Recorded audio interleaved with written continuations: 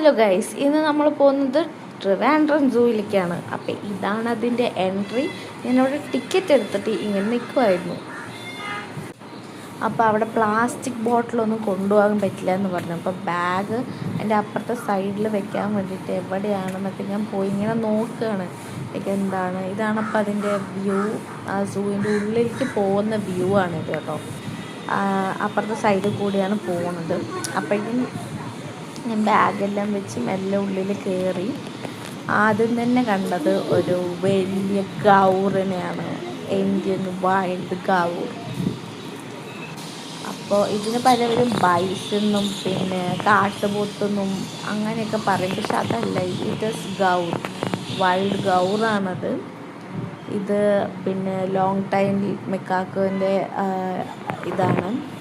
അവിടെ രണ്ടെണ്ണം ഇരിക്കുന്നു കണ്ടു. ഞാനപ്പോഴും ഇങ്ങനെ വിചാരിച്ചു, ഇതൊക്കെ ഇങ്ങനെ ചാടി വരാവുന്നതല്ലേ ഉള്ളൂ അവിടുത്തെ മരങ്ങളിൽ നിന്ന്. ഞാനിങ്ങനെ ഓർത്തു, ചാടി അപ്പുറത്ത് പോകാനുള്ളതല്ലേ ഉള്ളൂ എന്ന് ഓർത്തു ഞാൻ.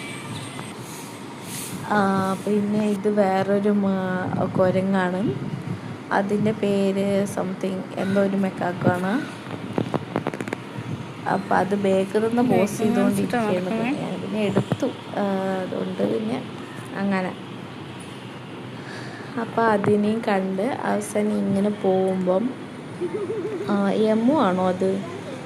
യമു ആണ്. യമുവിനെ കണ്ടു. And it was huge. പിന്നെ ഇതൊരു മരമാണിത് ഗൈസ്. ഇതിനകത്ത് മൊത്തം ഹോളമാണ്, പക്ഷെ അതിനകത്ത് നിറച്ചും ഇലകളൊക്കെ ആയിരുന്നു. അത് കഴിഞ്ഞിട്ട് ഞങ്ങളിങ്ങനെ പിന്നെയും നടന്നു. ഞാൻ ഒറ്റയ്ക്കായിരുന്നു. ഐ ഗോ ഫോർ സോളോ ട്രിപ്സിന്. ഇനി പക്ഷികളിനെയാണ് നമ്മൾ കാണാൻ പോകുന്നത്. പക്ഷെ അവരെ കാണുമ്പോൾ നമുക്ക് സങ്കടമാവും. തോന്നും ഒറ്റയ്ക്ക് ഒരു മൂങ്ങേനെ ഇങ്ങനെ പിടിച്ചിട്ടിരിക്കാം ഒരു വലിയ കൂട്ടിൽ ഒറ്റയ്ക്ക്.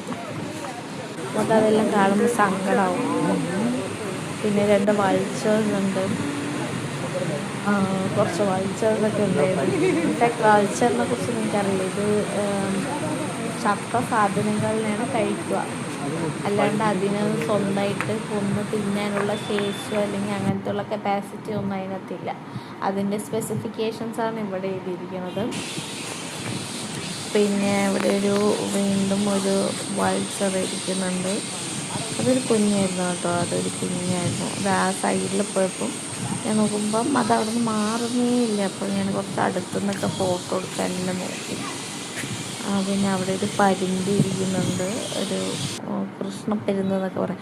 ഇതാണ് ഗറില്ല. ഇത് ചമ്പൽ റിവറിൽ മാത്രമുള്ളൊരു സ്പീഷീസാണ്. പക്ഷേ അങ്ങനെയല്ല.